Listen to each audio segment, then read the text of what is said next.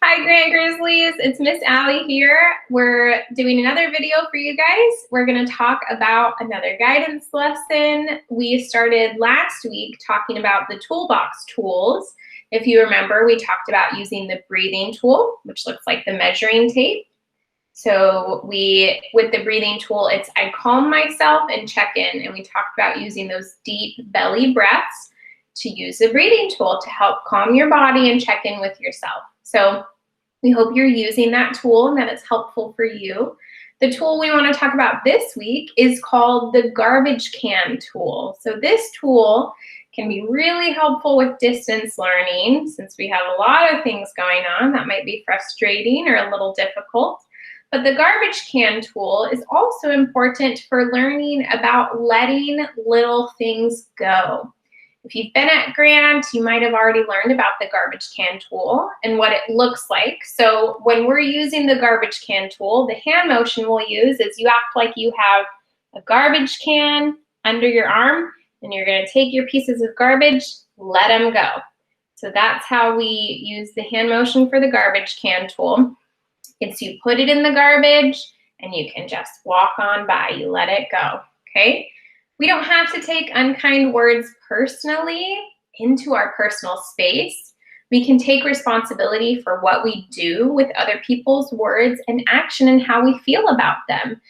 Things that other people say to us or say about us, we don't actually have to let them into our personal space. Okay? Sometimes the best choice for you to do is to throw them away. When we get started, I want to talk about what exactly is garbage, Miss Lucy or Mr. V? I think that garbage is any problem maybe that is not worth causing you stress. If it's little things that are something that are within your control or without your control. For an example, maybe you really want something at the store and your parents say no. And it's time to let it go. You're frustrated and upset, but like, how long do you want to feel that way? It's a small problem. It's something that you don't really have control over. So it's time to put it in the garbage can and let it go so you can make yourself feel better. You get yourself back to your baseline. I agree with you, Mr. V. Actually, I was thinking of another example when you guys, my students, come and tell me that your parents don't let you play video games during instruction time. Well, you can be upset about it and move on, or you can hold on to it for a long time and feel bad and still have to do your work. So you just let that go and listen to your parents and wait until it's time. Don't hold on to that. The longer you hold on to that, the longer you'll feel worse. That's a very good point. The more that you hold on to those little things, you're holding on to garbage. And do we keep our garbage in real life, the things that you throw away? What happens to garbage if you hold on to it? It gets really gross. It rots, it smells. It piles up and you get more and more and more until it's out of control. Exactly. And so when we were talking about letting the little things go, it also makes it so that you're not holding on to things that are going to pile up around you and make it so that you feel worse as you're going about your day, as you're going about your life. Learning to let those little things go is going to be very helpful. And also the garbage can tool asks us 5 questions to think about. I'll tell them to you. The first one says, how do we take unkind words or unkind actions into our personal space? How do we maintain our safe and healthy boundaries? How can we do that? What do you think, Mrs.Ali and Mr. V? I think boundaries are very important. If that's not something you've heard about before, when we talk about boundaries, we talk about what we let in to our personal space and what we keep out. You can think about it like a fence in front of a house or in a yard. You have the fence around the yard because it marks off what is your space and what is public space. So public meaning people in your neighborhood, people around town. I have a fence in my yard because it marks off what is my backyard just for me and my family to play in and use. And then the rest of the yard that is on the other side of the fence means anybody can use it. I'm only going to let people into my backyard who I know, people who are friends of mine. So when we're talking about boundaries, we're talking about deciding who has earned a place in your life to be able to come and be a part of those areas, like your yard with your fence, that you trust that person, they're a safe person, that you know what they have to say and what they think about you actually matters. I only have a few people in my life that I let have that kind of entrance into my life and be in my life. That's what boundaries are like. I hope that analogy makes sense. That usually helps me. That does make sense. Okay, and the next question it's asking us is, what choices do we have, and are we being responsible for the choices we make? Just like Mr. V just mentioned right now, you know, the outcome is you have control of how you feel. For example, you getting upset, you're bringing that negativity and you're choosing to be upset. And that might make you not be too responsible at that time. That might make you do things that are going to take away from your things that you have to do, like maybe school or homework. So you are responsible for the choices you make, and you are responsible for your feelings.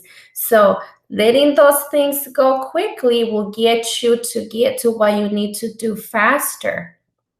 Right, and when we talk about things like zones, we've talked about that at the beginning. When you are in school, we want to be in the green zone because that's where we're best able to learn and we're best able to be calm and ready to listen.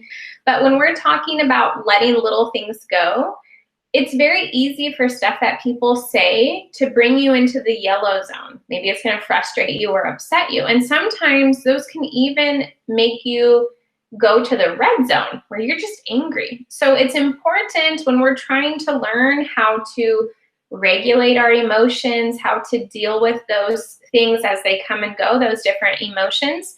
Trying to remember the garbage can tool is really going to help you to go from the yellow zone or even the red zone back to the green zone, because you'll be able to go, you know what?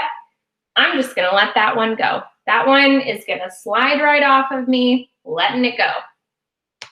And you know what, when you talk about, we've talked a lot about what people say and things like that. It's also important to recognize that sometimes the person saying these things that might be hurtful or that are not positive, sometimes are yourself. They call that the inner critic. Okay, so sometimes you're saying unkind things to yourself, that I can't do this, I'm not smart enough, I don't have friends, I don't have this. You need to garbage can a lot of that. That is not, sometimes it's not someone else saying things. You have to be careful that you're not bringing yourself down. There's an inner critic that does that, and then there's an inner coach. So you can also say those positive things to build yourself up. Okay, so that garbage can, sometimes it's not everybody else. Sometimes you need to garbage can those things that you're saying to yourself, or that math problem is really frustrating and you don't know it. Garbage can it and move on, because it's not going to change the outcome. So be careful of what you say to yourself too. Mm-hmm. And the other two, I'll just briefly say and go into it. Do we bring unwanted negativity into our personal space without knowing it? And are we aware of how we give away our personal power by believing that others can take it from us? So just like Mr. V was saying, the inner critic, you're bringing those negativity feelings to yourself because you're criticizing your own self. And those feelings will stick to you. They'll stay there. They'll make you feel bad. You'll pile them up. So the quicker you let those go and you don't criticize yourself so negatively and so much, then the better you're going to start feeling. You'll feel a lot better. What do you guys think? Yeah, that actually is a great lead into the part of zones that I was going to talk about today with rock brain thinking. Okay, like that is when you're really rigid in your thinking and you're getting stuck on an idea, or you're stuck on a negative thing that you're saying about yourself, or you're stuck on a math problem and you will not let yourself move past. Okay, you need to find that. It's also called superflex thinking, where you have a very flexible pattern of thinking, where you're able to consider different options or different problem solving strategies.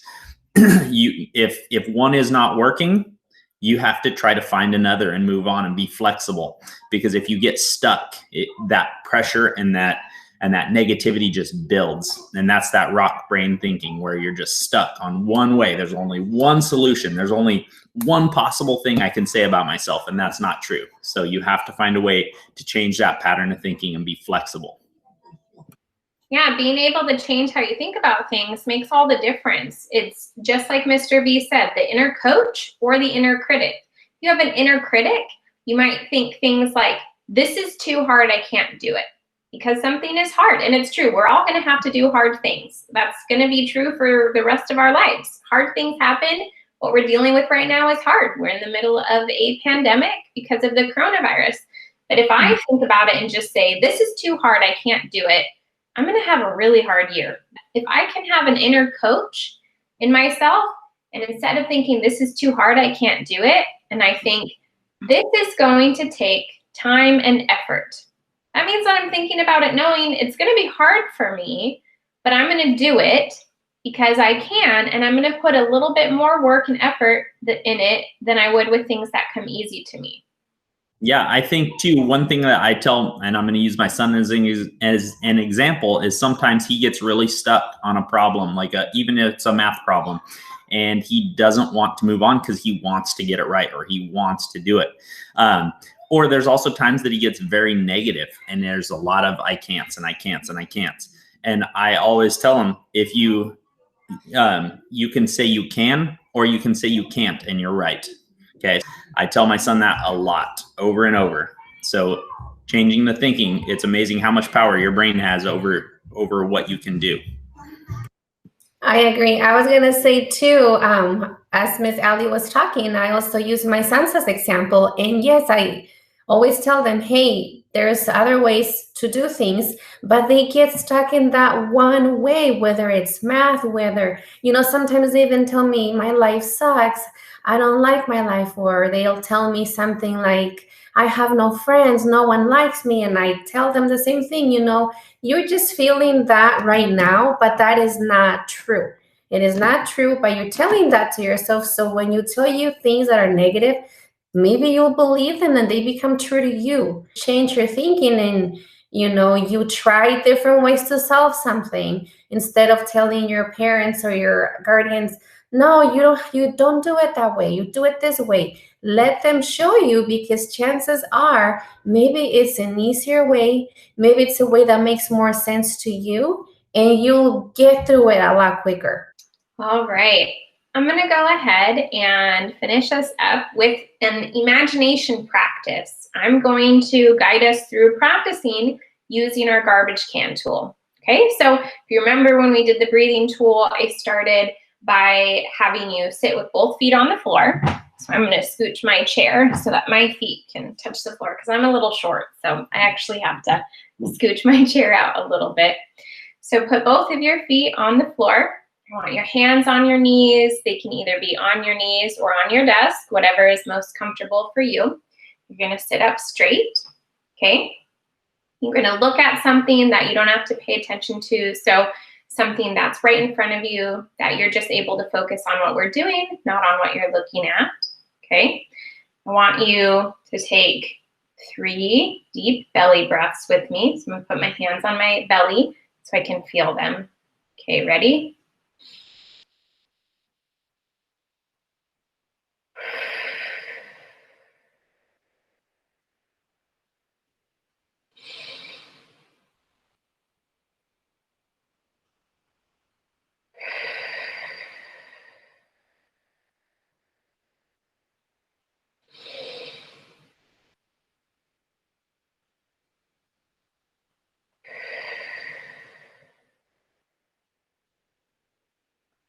After you do your belly breaths, remember how you can use your garbage can tool.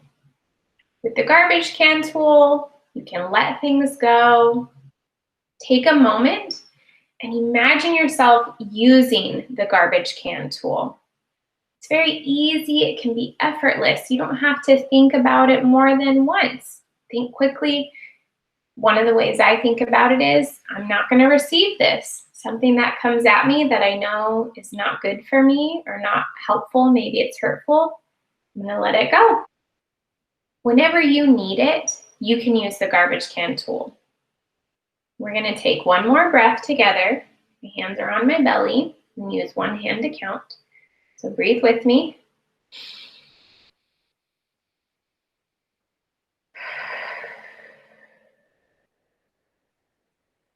Okay, go ahead and wiggle your fingers, wiggle your toes, and come back to noticing yourself in the room, fully awake, you're aware, and you're ready for what's next.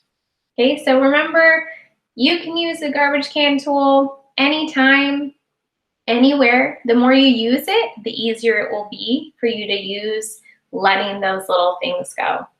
All right, Grant Grizzlies, we're so glad you're here again today. We miss seeing you in person, but we hope that these tools are helpful for you while we navigate things that are very different for all of us. Nice to see you, Grant Grizzly. See you next time. Remember, Grizzlies, we're all in it together. We're all doing it. We're all doing hard stuff. You got it.